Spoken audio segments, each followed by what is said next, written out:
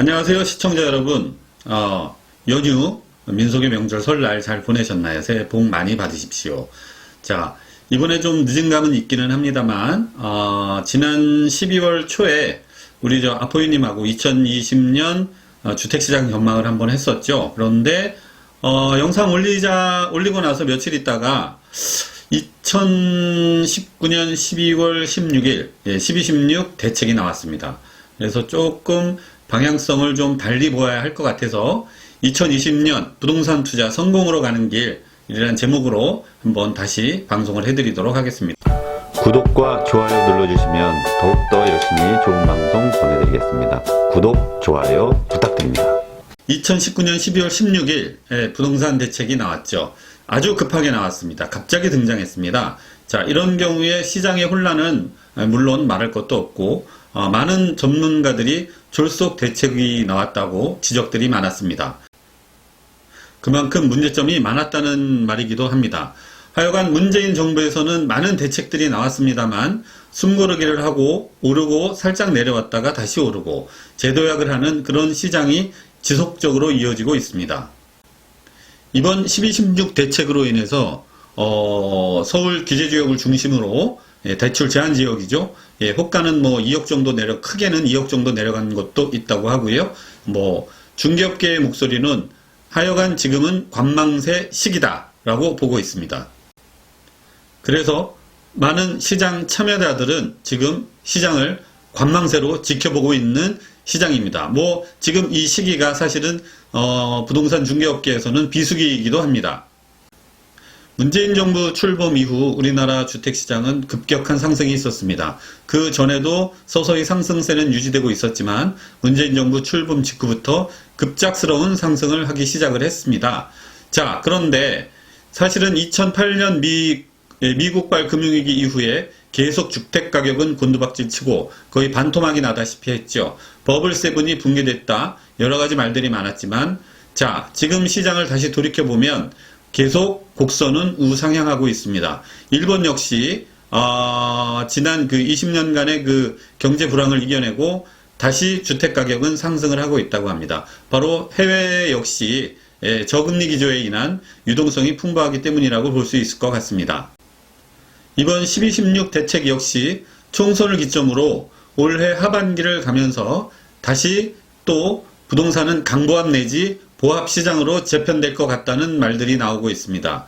그것은 이제 일시적인 현상으로 시장 참여자들이 관망세를 유지하다 결국 부족한 공급을 견디지 못하는 실수요자들은 매수세에 가수할 수 있다.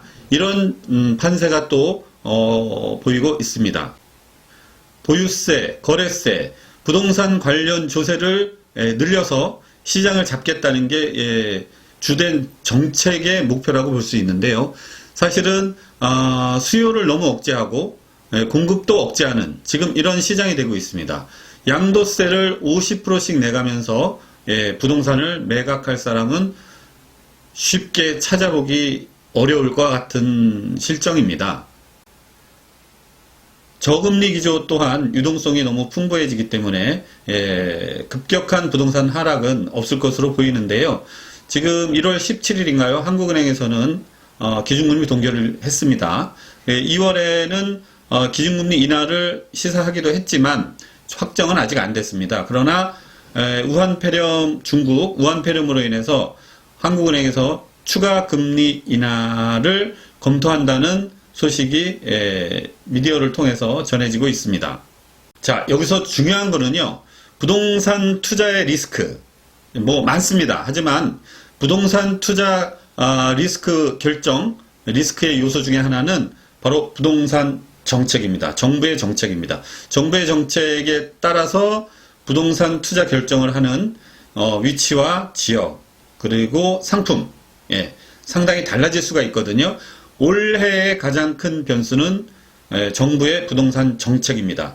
4.15 총선 이후에 또 추가로 정책을 발표한다는 괴담이라고 해야 되나요? 하여튼 소문이 돌고 있습니다. 얼마 전이죠. 청와대 고위 관료가 주택거래 허가제라는 말을 언론에 흘렸습니다. 자, 여론의 반응은 굉장히 뜨거웠습니다. 질타였죠. 과연 우리나라가 이게 자본주의 시장 경제냐 등등 많은 질타가 있었습니다. 그러자 곧바로 청와대 노영민 실장인가요? 선긋기에 나섰죠. 개인적인 생각이고 청와대에서는 검토한 바 없다라고 딱 잘라 말했습니다.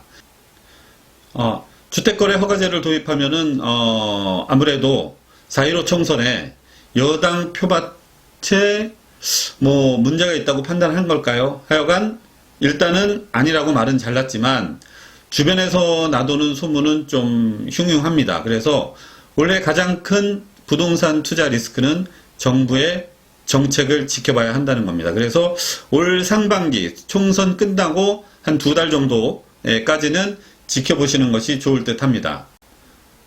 이번 12.16 발표의 규제 회피 지역들이 있습니다.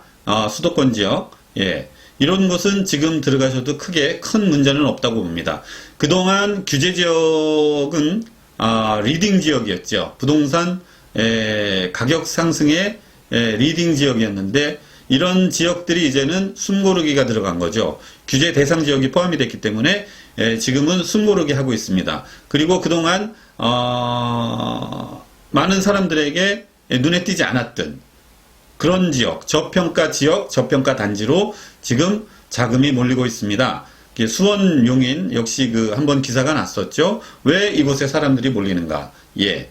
그렇듯이 지금은 경기권, 그 다음에 서울, 규제 회피 지역, 이런 곳으로 자금이 몰리고 있다고 합니다. 이런 거는 충분히 검토하시고 움직이셔도 큰 무리는 없다고 판단이 됩니다. 이번 2020년 부동산 투자 성공으로 가는 길은 당분간 정부의 정책을 한번 지켜보시고 숨 고르고 가는 것도 괜찮다고 판단이 됩니다. 정부의 정책이 리스크가 상당할 수도 있기 때문입니다. 자, 그래서 올 상반기 한번 지켜보시고 하반기로 이어지면서 역시 수요를 계속 억누를 수는 없습니다. 공급은 이어지지 않고 공급은 씨가 말라버렸습니다. 주택임대사업자 물건 역시 저번에도 한번 말씀을 드렸죠. 주택임대사업자 물건 역시 시장에 나올 수 없습니다. 시장에 나온다 하더라도 과다한 과태료를 부담하고 매각을 하거나, 그죠? 주택임대사업자를 저쪽 새로운 매수인이 떠안지 않으면 과태료가 나오기 때문에 사실 이것도 시장에서 죽은 매물이라 할 수 있습니다. 그래서 올 2020년 상반기 잠깐 지켜보시다가 들어가는 것도 괜찮습니다. 그렇지만 사람들은 왜 그럴까요? 오를 때 따라가서 꼭 삽니다. 내려갈 땐 따라 내려가서 사질 않습니다. 하여간 올 상반기 유심히 주택시장을 한번 지켜보시고요. 정부의 정책 리스크도 한번 판단해 보시고 준비를 계속 하시는 것도 좋을 것 같습니다. 물은 위에서 아래로 흐릅니다. 불은 아래에서 붙어서 위로 올라가죠. 돈은 위에서 내려오기도 하고 아래에서 올라가기도 합니다. 왜 그럴까요? 이익이 있으면, 수익이 나면 돈은 어디든 쫓아갑니다. 예, 항상 2020년 올해도 많은 공부하셔서 성공 투자 하시기를 기원합니다. 감사합니다.